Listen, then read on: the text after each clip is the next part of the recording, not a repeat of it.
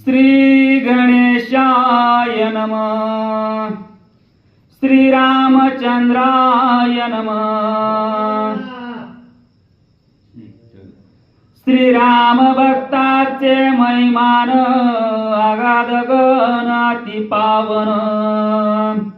हनुमंते केले लंका दहन ओतील संपूर्ण सुराची।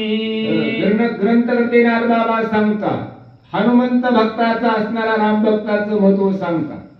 हनुमंतानं लंका जाळली, पण जाळल्यानंतर लंका काय झाली? पूर्ण लंका असणारी सोन्याची झाली. एवढा असणारा राम भक्ताचा अधिकार किंवा महत्व आहे म्हणतात. राम भक्त करीती कंदन ते कंदन होय सुख संपन्न। ऐसे भक्तीचे महिमान कृपा संपूर्ण रामाची। रामाची कृपा आहे. कंदन केलं म्हणजे त्यांना मुक्ती दिली. पुनर्जन्म पुनर्मरती नाही.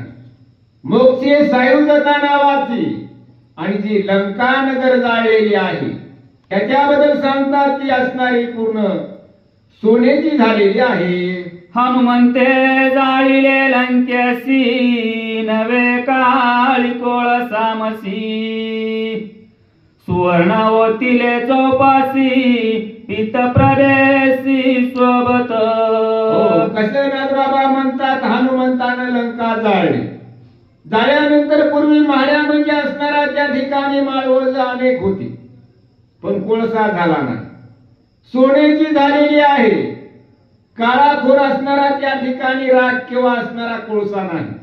पूर्णमयपणे असणारा सर्व चमकू लागलेला आहे आणि सौंदर्य म्हणजे असणारा सोना असल्यामुळे तो चमकू लागलेला आहे.